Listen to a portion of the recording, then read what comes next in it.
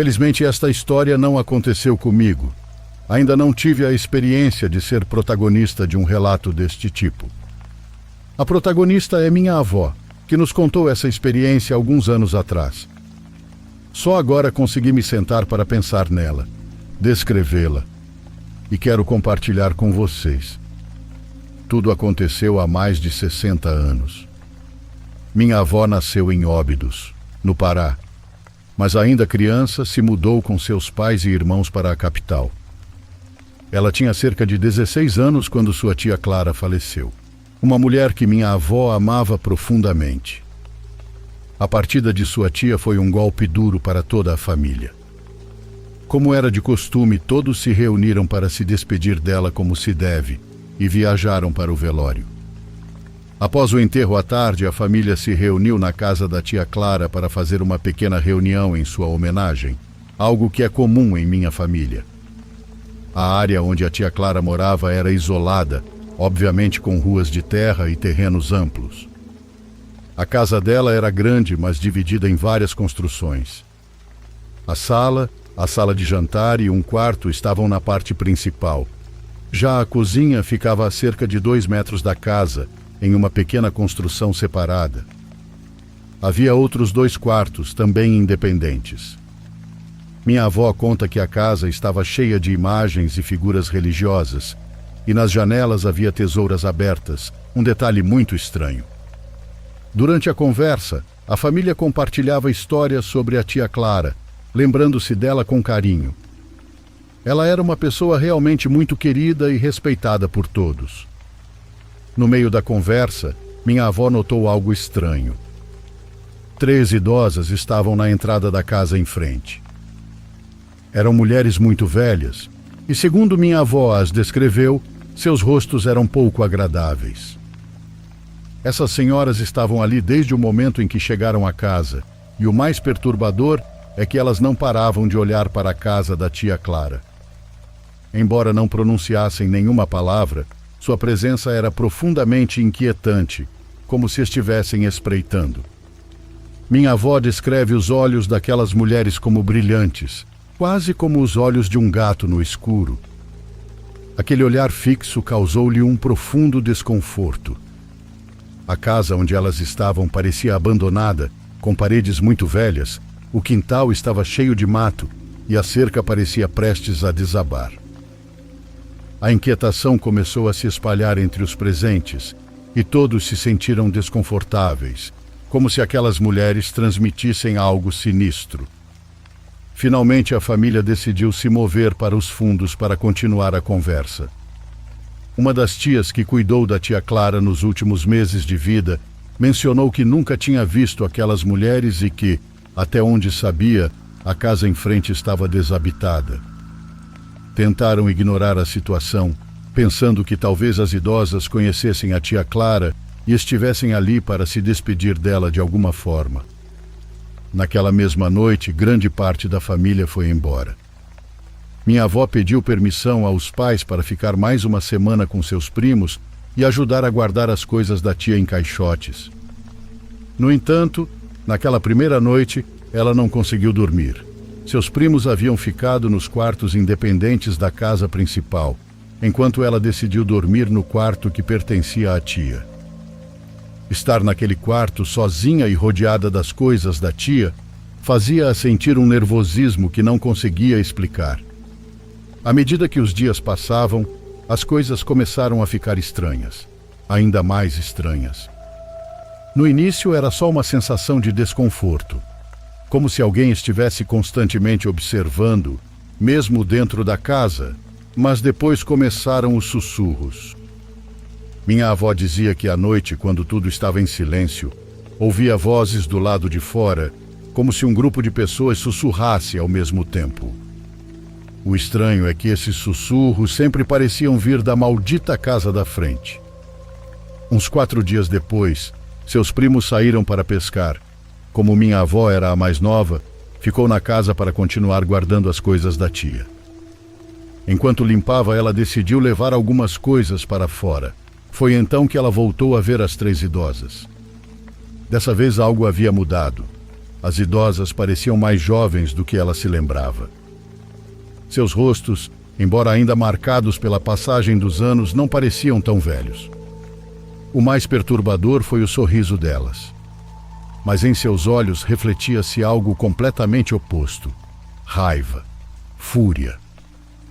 Morrendo de medo, minha avó se apressou para entrar de novo na casa e trancou a porta. Mais tarde, naquela noite, enquanto conversava com seus primos, sua prima Sônia mencionou algo estranho. Eles também tinham visto as idosas perto de onde foram pescar, mas pareciam muito mais velhas, até diferentes da primeira vez que as viram na casa em frente. Mas eram elas, sem dúvida, eram elas. Eles estavam certos de que eram as mesmas mulheres, pois usavam as mesmas roupas. Minha avó ficou gelada. Como era possível que as tivessem visto em 2 lugares diferentes em tão pouco tempo? Além disso, o lugar onde foram pescar ficava bem longe da casa. Parecia impossível que aquelas idosas pudessem se mover tão rápido. Naquela noite, após jantarem, todos foram dormir. Minha avó vinha dormindo na sala, já que se sentia desconfortável no quarto da tia. Bom, ela diz que no meio da madrugada acordou com muita sede, e como mencionei, a cozinha da casa era separada, então ela precisava sair e andar alguns metros para chegar até lá. Com muito nervosismo, mas decidida pela sede, abriu a porta dos fundos. Com a luz fraca, que não sei se era de uma lâmpada ou da lua, ela conseguiu distinguir uma das idosas parada junto à cerca que delimitava o terreno, olhando-a, apenas olhando fixamente. Mas algo havia mudado. A idosa parecia ainda mais jovem, como se agora tivesse cerca de 40 anos, e sua figura estava mais ereta. Ela não estava mais encurvada. Aterrorizada, minha avó fechou a porta rapidamente e correu para onde estava dormindo. Ela não teve coragem de ir aos fundos para chamar seus primos. Foi nesse momento que de repente começaram a bater forte na porta da frente. Com os nervos à flor da pele, minha avó espiou debaixo das cobertas e viu, através da fresta da porta de tábua, o rosto cadavérico e horrendo de uma das idosas que espiava. Após mais algumas batidas, o barulho cessou, mas então a sala se encheu de vozes. Era como se dezenas de pessoas sussurrassem, muito baixo, ali mesmo, na sala. Desesperada e tomada pelo terror, minha avó reuniu coragem suficiente para gritar: "Vocês não têm permissão para entrar. Voltem pelo caminho de onde vieram." Os murmúrios se transformaram em um tipo de cantarolar, uma melodia sinistra que gelava o sangue. Então ela se lembrou de algo que sua tia Clara sempre lhe dizia: "Nunca subestime o poder da fé." Minha avó, tremendo e desesperada, pegou uma cruz de madeira e ramos na parede, apertou-a com força e começou a rezar. Aos poucos, os cantos sinistros foram desaparecendo, mas o que ela ouviu depois foi ainda pior. No quintal, as idosas começaram a gritar com uma raiva inumana. Eram gritos de fúria, quase animalescos. Embora os gritos tenham cessado, minha avó não parou de rezar. Continuou assim até que, finalmente, o sono a venceu. Essa foi a última noite que minha avó passou naquela casa. No dia seguinte, ela contou aos seus primos o que havia experimentado. Estava assustada, e embora seus primos não se lembrassem de ter ouvido nada, acreditaram em cada palavra. Com isso, decidiram que já era hora de ir embora, recolhendo suas coisas sem olhar para trás. Com o tempo, minha avó falava ocasionalmente dessa experiência, embora sempre com muita cautela. Ela nunca se atreveu a chamar aquelas idosas de bruxas ou demônios diretamente, mas era claro que era o que ela pensava. Enfim, ela nunca mais soube nada sobre as idosas, mas dizia que nos dias de chuva, quando a casa ficava em completo silêncio, conseguia ouvir sussurros muito distantes, como se a lembrança delas permanecesse vigilante. "Minha criança, há coisas que nunca entenderemos", ela me disse em seu tom mais sério, aquele que quase me fazia sentir como se estivesse levando uma bronca. "Mas às vezes o importante é não buscar respostas, não perguntar o que não queremos saber. Às vezes, o mais importante é saber quando se afastar. Essas palavras me acompanham até hoje, quase como um lembrete permanente de que há mistérios que é melhor deixá-los como estão.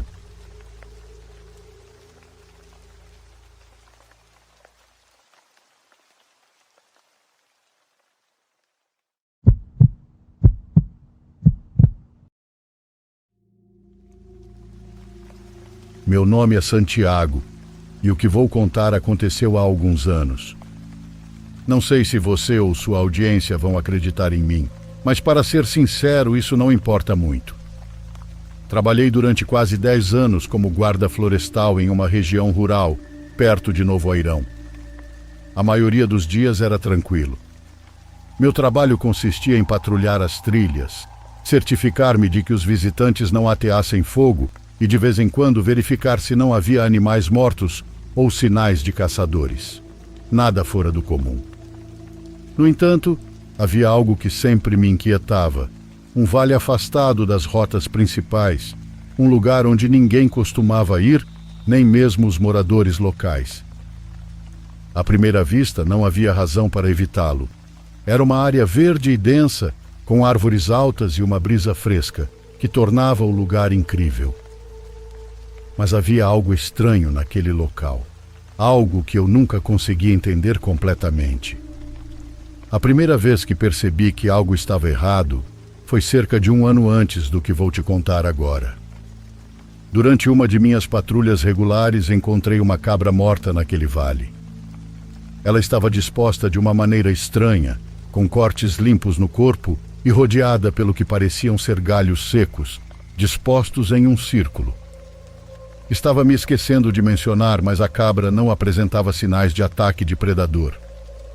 Pensei que fosse obra de alguma pessoa, ou no pior dos casos, de um ritual estranho. Informei meus superiores, mas eles não deram muita atenção. Disseram que provavelmente era obra de um animal maior ou apenas alguém tentando assustar.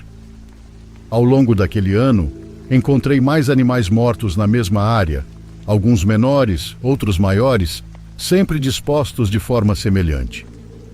Comecei a sentir que alguém ou algo usava aquele vale para algo além do consumo. Os galhos dispostos em formas estranhas, pequenos montes de pedras, ou até restos de velas derretidas indicavam que algo estava sendo feito ali, e não cheirava coisa boa. Mas, como esperado, meus superiores nunca deram importância. Coincidências, diziam eles. Numa noite, por volta das 9 horas, decidi patrulhar aquela área sozinho. Havia algo na minha cabeça que não me deixava em paz, como se uma voz me dissesse que eu precisava descobrir o que realmente acontecia ali. Levei minha lanterna, uma faca velha e meu rádio, caso algo desse errado. O ar estava mais frio do que o habitual e o vento que descia pelas árvores assobiava. Para quem nunca presenciou, como dizem, é realmente de gelar o sangue. À medida que adentrava o vale, comecei a notar que tudo estava mais silencioso do que o normal. Não se ouviam grilos, nem o murmúrio dos animais noturnos. Apenas silêncio. Cheguei ao fundo do vale, onde a vegetação era mais densa e os galhos das árvores se entrelaçavam sobre minha cabeça, bloqueando quase toda a luz da lua. E foi ali que eu vi. Um grupo de mulheres, todas vestidas de preto, reunidas ao redor de uma pequena fogueira. A luz da fogueira mal iluminava suas figuras. Não eram muitas, talvez 5 ou 6, mas o que mais me assustou foi o que havia no centro do círculo que formavam. À primeira vista, pensei que fosse um monte de roupas velhas ou algum tipo de saco, mas logo percebi que estava errado. Era um corpo, o corpo de uma pessoa. Meu coração parecia que ia sair pela boca. Eu não acreditava no que estava vendo, e uma parte de mim gritava que eu devia ir embora imediatamente. Mas estava com medo de fazer barulho, observando enquanto aquelas mulheres se inclinavam sobre o cadáver e murmuravam coisas que eu não conseguia entender. A que parecia ser a líder do grupo, uma mulher mega idosa, ergueu as mãos e começou a recitar algo em um tom bizarro. Não era nenhum idioma que já ouvi na vida. Disso eu tinha certeza, mas as palavras, mesmo sem entendê-las, tinham um peso que oprimia meu peito. Escondi-me atrás de uma árvore, tentando não fazer barulho, mas tinha certeza de que se uma delas virasse a cabeça, me veria. Mesmo à distância, pude ver claramente o que faziam. A idosa dirigia uma espécie de ritual, movendo as mãos sobre o cadáver de maneira quase reverente. De vez em quando, uma das outras mulheres se inclinava para pegar algo do chão, terra, folhas ou o que pareciam ser pequenos ossos, e depositava sobre o corpo. Minha respiração ficou pesada, e foi nesse momento que uma das mulheres me viu. Não sei como aconteceu, mas assim que nossos olhares se cruzaram, o cântico cessou. A idosa levantou a cabeça e me olhou fixamente. Nunca esquecerei aquele olhar. Seus olhos estavam vazios, como se não houvesse humanidade por trás deles. Senti uma pressão no peito, como se estivessem esmagando meu coração por dentro. Foi uma dor tão intensa que quase caí de joelhos. Eu sabia que precisava sair dali, então corri o mais rápido que pude, sentindo o ar ficar mais pesado a cada passo.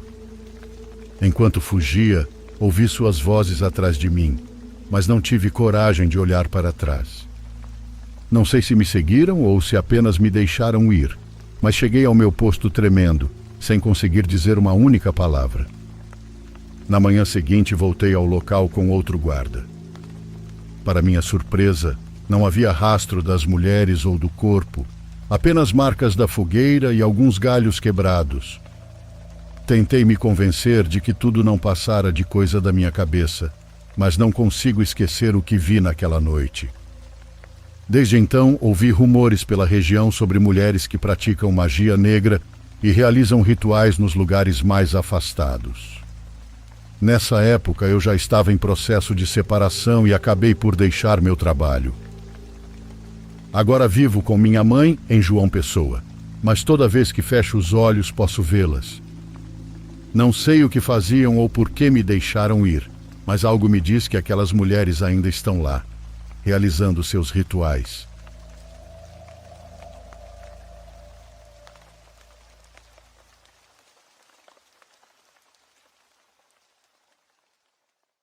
Por favor, curta e se inscreva se você estiver gostando. Agora continuamos.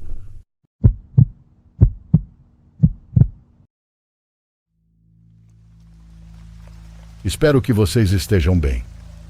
Sempre ouço seus vídeos e mais de uma vez me questionei sobre contar o que aconteceu comigo. Por favor, mantenha minha identidade em anonimato, por motivos que prefiro não mencionar.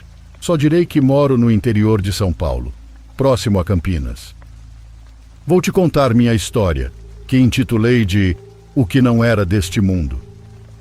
Quando terminei o ensino médio, entrei direto na faculdade e me propus a estudar para me tornar uma pessoa que não havia na minha família, alguém com um diploma. Nesse caminho aconteceram muitas coisas, tanto boas quanto ruins, mas o que vou te contar foi algo que até hoje ainda me atormenta. Eu estudava 4 dias por semana, e 3 desses dias eram aulas noturnas, só para situar. Em uma dessas noites, algo me aconteceu que me custa compartilhar, pois acredito que, ao contar, muitos vão pensar que estou louco. Mas sei o que vivi, e sei que foi real. Naquela noite em que eu deveria ir para a faculdade, a iluminação pública havia falhado horas antes, e embora eu tenha pensado em não ir, no final não consegui ficar em casa, pois era importante assistir às aulas. Normalmente o trajeto era rápido com minha moto, mas naquela noite precisei emprestá-la a um primo, então tive que ir a pé.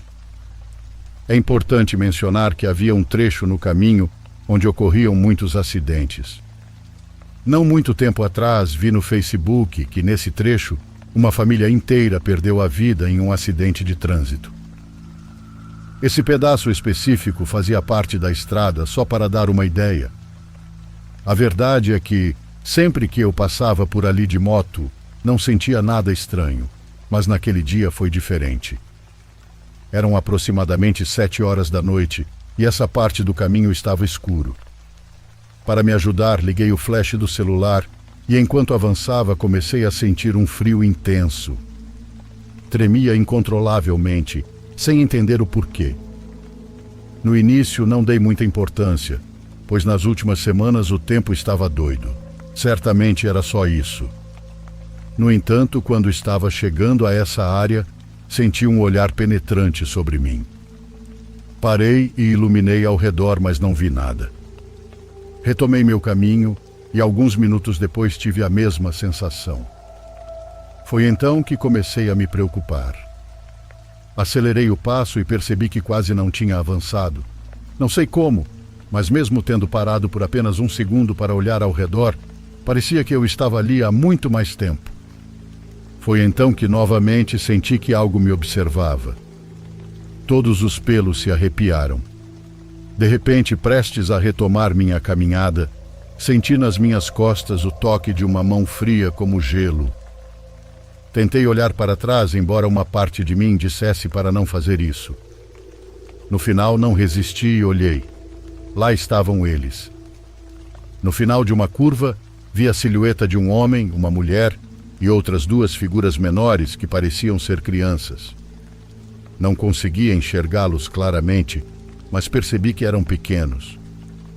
Essas coisas não tinham nem pés nem braços, e eu não entendia como conseguiam se aproximar de mim com tanta velocidade. Quando percebi, já estavam a menos de 1 metro de distância. O pânico tomou conta de mim. Minhas pernas ficaram bambas e quase perdi o controle de mim mesmo. Quando essas entidades chegaram muito perto, pude ver que o homem tinha parte do rosto desfigurado, com apenas um olho. A mulher estava no mesmo estado e tinha um buraco no lado do corpo, grande o suficiente para caber uma bola. Naquele momento, não sei se por bobeira, senti que minha hora havia chegado.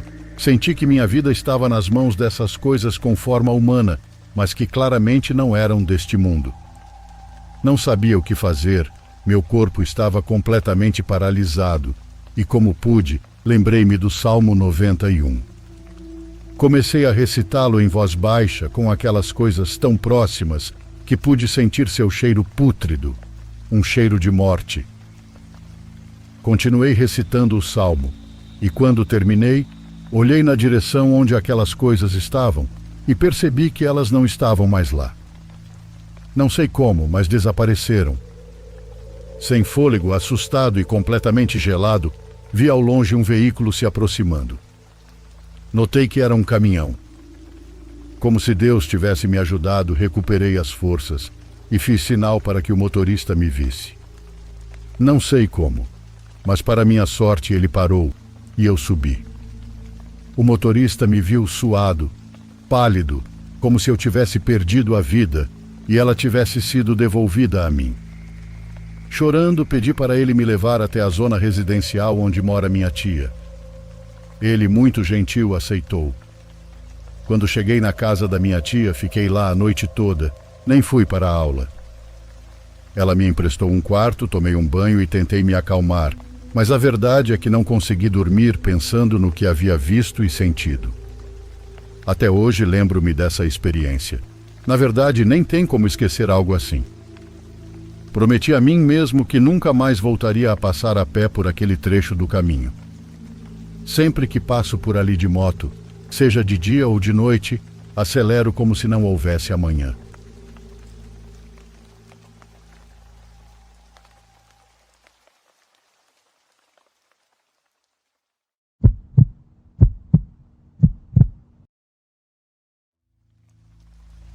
Por alguns anos, participei de um bazar de caridade perto do meu bairro, para prestar serviços à igreja que eu frequentava. É por isso que quero manter meu anonimato. Não quero que saibam que estou contando essas coisas. Também não vou dizer qual igreja é ou qual bazar.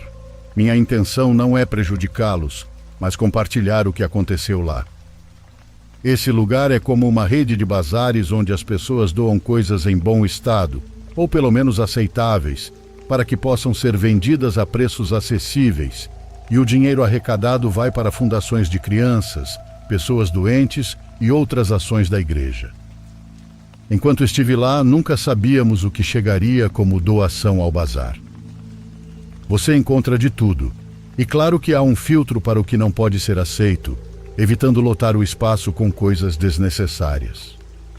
Muita gente doava coisas incríveis, e embora eu não devesse dizer isso, alguns funcionários, e principalmente os chefes, pegavam certas doações para uso próprio ou para revender por fora, sem registrá-los no bazar, deixando os itens menos atraentes lá.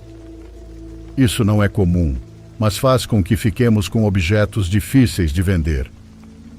Agora que expliquei isso, quero compartilhar algumas histórias que aconteceram enquanto trabalhei lá. A primeira história que quero contar está relacionada a algo que parecia ser uma decoração ou enfeite que chegou de outro bazar, da mesma associação, a alguns quilômetros de distância. Foi durante uma troca de itens entre as lojas para ver se eles se venderiam melhor em outro local, e eles também nos mandaram algumas coisas. Quando chegaram, deixamos tudo no depósito, pois tínhamos outras urgências para atender. No dia seguinte apareceu um homem com aproximadamente 40 anos, demonstrando visível ansiedade. Ele caminhava de um lado para o outro, observando atentamente os itens ao redor. Após cerca de 20 minutos, ele se aproximou e perguntou se tinha chegado uma decoração específica, um objeto oval, de tom vermelho ferrugem, com formato semelhante a uma semente, aproximadamente 30 centímetros de altura e pesando cerca de 4 quilos. A peça ficava apoiada na vertical sobre uma base que lembrava um prato fundo, da mesma cor. Sim, algo bastante peculiar, mas tendo visto todo tipo de decoração no bazar, não me estranhava. Ele disse que era um artigo muito pessoal que sua ex-esposa doou por acidente depois de separarem seus pertences após o divórcio. Ele não sabia se ela fez isso intencionalmente ou se simplesmente não percebeu. Enquanto meu colega ajudava o homem a procurar o objeto no depósito, liguei para o outro bazar para garantir que eles não o tivessem vendido. Quando minha colega atendeu, ela reconheceu imediatamente a peça e me deu mais detalhes sobre ela, inclusive onde ela estava armazenada para que pudéssemos encontrá-la rapidamente. Agradeci pela ajuda, mas percebi um silêncio estranho. Senti que minha colega queria dizer algo mais, então perguntei se havia algo mais, sem imaginar o que ela me contaria. Ela me pediu um favor, que perguntasse ao homem sobre o uso daquela peça, mas senti que era um pedido muito invasivo e disse que não iria fazer isso.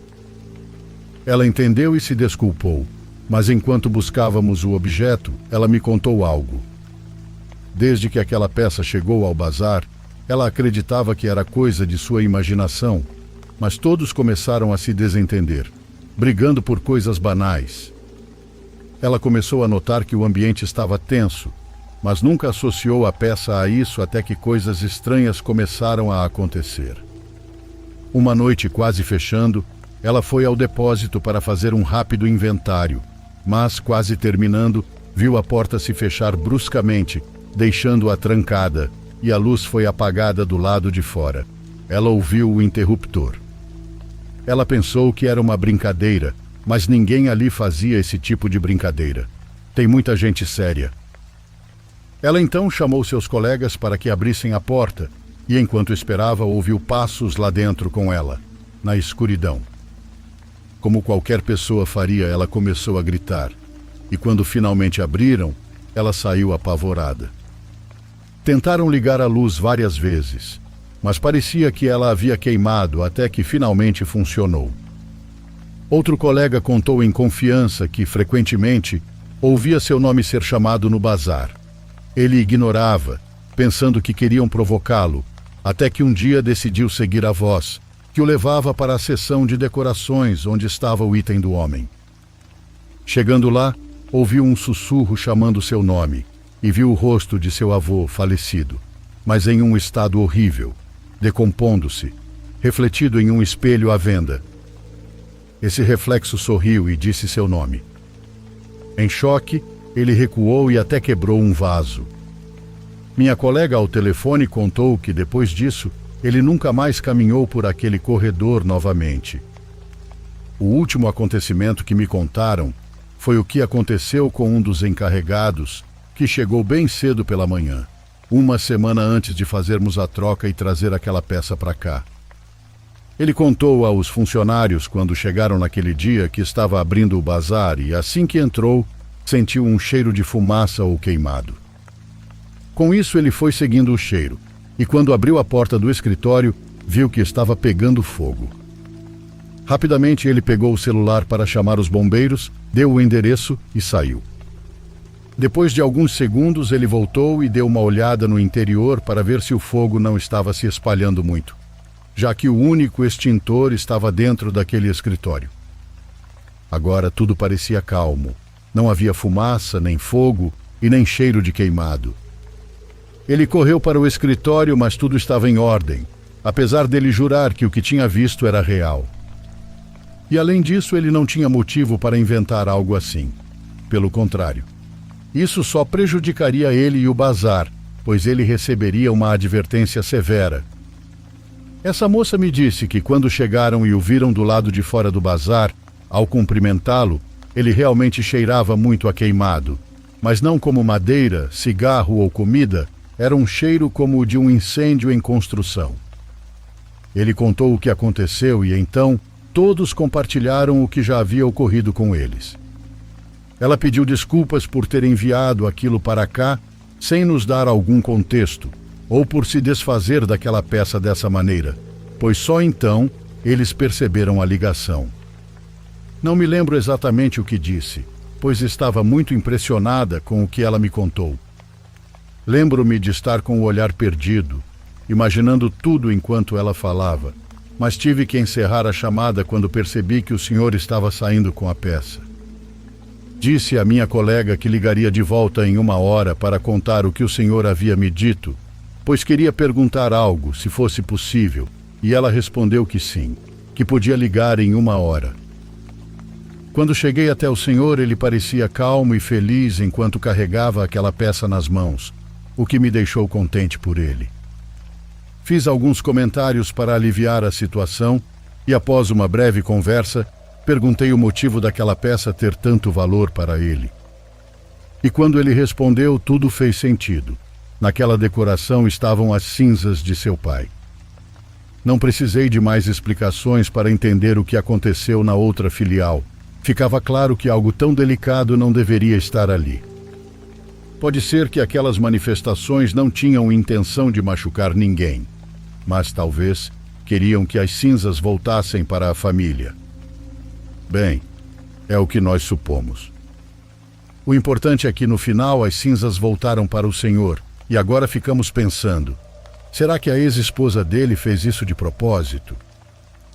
Afinal, ao doar, ela não receberia nada em dinheiro, o que era estranho. Talvez ela estivesse passando por algo também. Conversamos por mais alguns minutos, e depois que o senhor foi embora, contei tudo para meu colega sobre o que me disseram na ligação. Ele ficou tão surpreso quanto eu, embora tenha confessado que, desde que aquela peça chegou, ele sentia algo pesado lá na área de estoque, mas não sabia o que era até encontrá-la. Agradecemos por não termos vivido o que os colegas do outro bazar passaram. Liguei para minha colega como havia combinado, e assim como nós, ela compreendeu perfeitamente o motivo daquelas manifestações e ficou aliviada por saber que era apenas isso e que já tinha terminado. Pelo menos o acontecimento mais estranho de outra filial no período em que estive ali foi esse. Não é pouca coisa. Na verdade, é algo difícil de acreditar. Agora quero contar outro ocorrido que aconteceu onde eu trabalhava, e foi recentemente. Eu não estava lá no dia em que chegou esse brinquedo, um robô parecido com os personagens da série Power Rangers. Ele estava bem conservado e considerei limpá-lo para colocá-lo à venda. Achei que a peça seria fácil de vender por estar em ótimo estado. Enquanto limpava, notei que tinha um compartimento de pilhas e alguns furos que indicavam que poderia emitir sons, então pensei que se funcionasse, venderia rápido. Se não, faríamos como antes, enviando para outra filial da rede para tentar vendê-lo lá. Eu não tinha pilhas na hora para testá-lo, então apenas o coloquei na prateleira com um preço. Passaram-se 2 dias, e mesmo com crianças passando, ninguém o comprou. Conversando com um colega do bazar, vi que ele tinha pilhas que eram exatamente as que o robô precisava. Decidimos testar, pois se funcionasse, aumentaríamos um pouco o preço. Foi um pouco difícil entender como ligá-lo e quais botões acionavam cada função, até que percebemos que ele não apenas emitia sons, mas também gravava. A última gravação foi um testemunho do menino que dizia ao brinquedo que tinha medo de sua tia. Ele dizia que ela fazia coisas muito ruins com ele. O deixava com marcas que doíam, fazia-o comer terra ou ficar sobre o lixo por muito tempo, enquanto estava sob seus cuidados. Escutar isso na voz de uma criança chorando é uma das sensações mais horríveis que se pode ter. Infelizmente, não pudemos fazer nada em relação a isso, pois o brinquedo veio misturado com várias outras coisas. O que fizemos foi levá-lo à polícia. Então abriram uma investigação sem sucesso. Enfim, essa é minha história.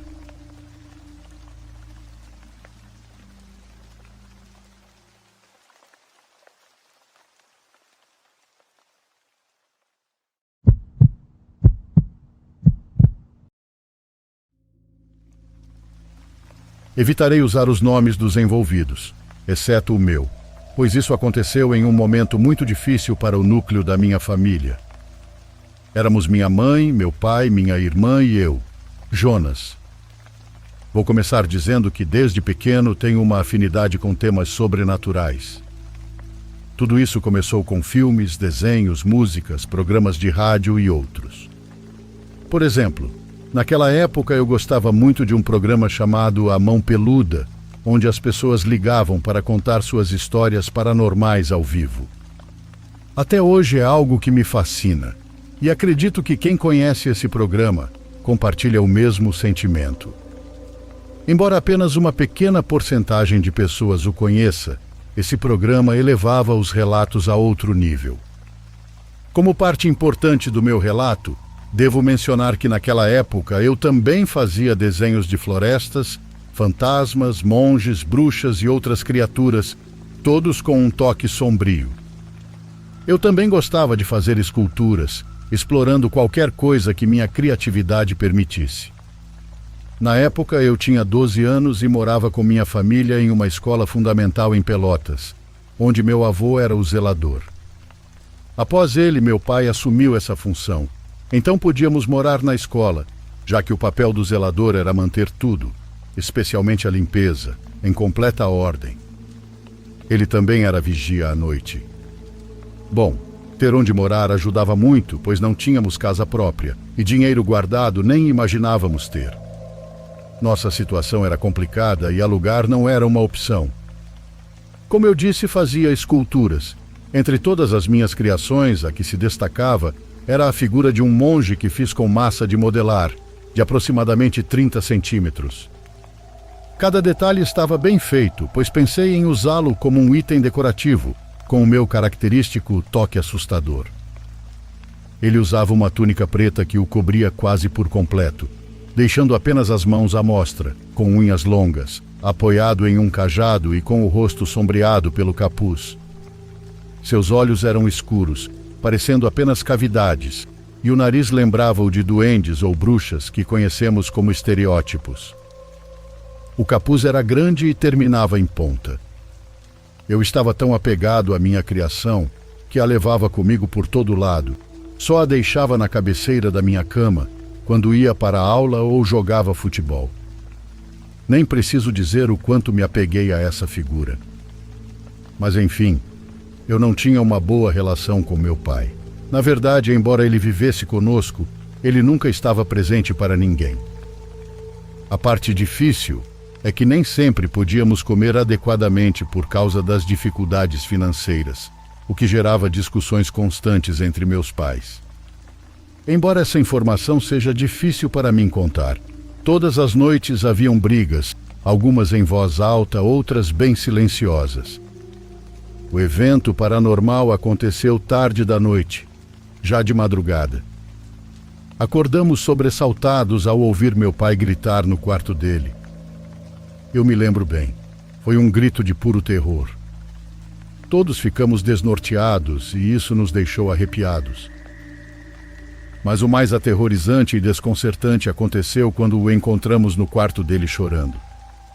É importante esclarecer que ele era um homem de temperamento forte, que não demonstrava sentimentos e jamais chorava.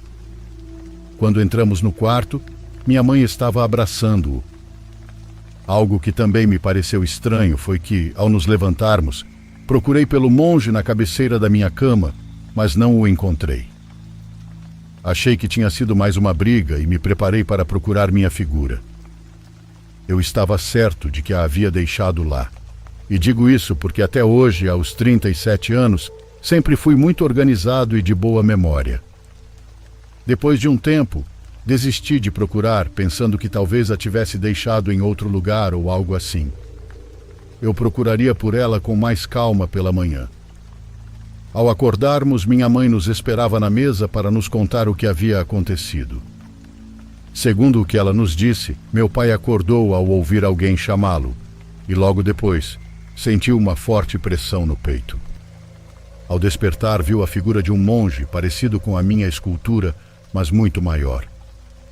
Ele estava em cima dele e se movia. Ele o viu claramente porque a cama ficava perto de uma janela grande, por onde entrava a luz da rua. Aquela coisa dizia que o levaria com ele, que mais cedo ou mais tarde o faria, e que ele devia estar preparado. A aparência e as palavras daquela coisa, junto ao seu rosto aterrorizante, o fizeram gritar. Minha mãe, que dormia ao lado dele, acordou. Ela disse que sentiu como se algo muito pesado saísse da cama e depois viu apenas uma sombra se afastando. Depois daquela noite, minha mãe me mandou jogar fora todos os meus desenhos, especialmente a figura. Eu o fiz, mas ao me desfazer dela, senti que não devia simplesmente jogá-la fora, muito menos quebrá-la. Não sei porquê, mas sentia que algo ruim poderia acontecer se eu fizesse isso. Acho que coloquei muita energia nela. Algo como o fenômeno conhecido como tulpa, onde as pessoas dão vida e realismo a amigos imaginários. Além disso, eu acredito que seja possível carregar certos objetos inanimados com certas energias. Vocês devem estar se perguntando o que fiz com a figura. Sendo honesto, não sei se foi o correto, mas eu simplesmente a deixei em uma rua a algumas quadras de onde eu morava e nunca mais soube dela. Este foi o meu relato. Talvez não seja tão assustador quanto outros que já ouviram neste canal, mas quis compartilhar com vocês. Não sei se alguém já passou por algo parecido, e posso garantir que foi algo completamente real.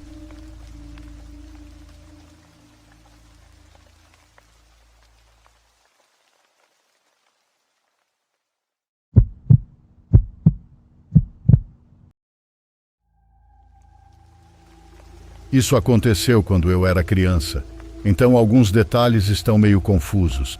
Ainda assim me lembro das partes importantes. Eu cresci em Nebraska e costumava ir de bicicleta para a escola todos os dias, pois meus pais estavam sempre trabalhando. Morávamos em uma área rural cercada por fazendas, e o caminho até a escola me levava por um enorme milharal. Pensando bem, provavelmente nem era tão grande, mas era o tipo de lugar que parecia não ter fim, especialmente quando você é criança. Nossa casa ficava do outro lado do campo, mas meus pais sempre deixavam uma coisa muito clara: não cortar caminho pelo milharal. Eles temiam que eu me perdesse sem um celular, e eu não questionava muito. Eu tinha visto como era fácil perder o senso de direção lá dentro. Então, todos os dias eu ficava na estrada principal e pedalava ao redor de todo o milharal. Eu não tinha muitos amigos. Na verdade, eu sempre sofri muito na escola, então sempre ia sozinho de bicicleta. Não me importava com o trajeto mais longo e acabei desenvolvendo um amor pelo ciclismo por causa disso. Nos fins de semana, eu ia pedalar, mesmo sem precisar. Não me lembro que dia da semana era, mas com certeza era um dia útil, pois eu estava voltando da escola Eu estava pedalando como de costume quando a corrente da minha bicicleta se soltou. Não me lembro como aconteceu, mas ela simplesmente saiu completamente. E por mais que eu tentasse, não conseguia colocá-la de volta. Meu pai havia me ensinado a consertar minha bicicleta, mas nada do que eu fazia funcionava. Fiquei preso, e a ideia de caminhar até em casa empurrando a bicicleta parecia terrível. Como disse, eu não tinha celular naquela época, então não podia simplesmente ligar para os meus pais pedindo ajuda. Eu sabia que estava por minha conta. Foi então que olhei para o milharal. Caminhar pelo caminho normal ia demorar uma eternidade, mas cortar pelo milharal economizaria muito tempo. Eu sabia que meus pais haviam me avisado para não entrar lá, mas achei que não seria tão difícil encontrar meu caminho. Afinal, eu só precisava andar em linha reta. Certo. Decidi arriscar e empurrei minha bicicleta para dentro do milho, dizendo a mim mesmo que seria um atalho rápido. No começo estava tudo bem. O caminho que encontrei entre as fileiras de milho era estreito, mas dava para passar. As plantas eram altas, e me lembro que havia uma brisa leve naquele dia. Imagine-se andando por um milharal como criança. As hastes parecem 10 vezes mais altas, e tudo parece muito maior. Aquilo começou a me deixar um pouco assustado.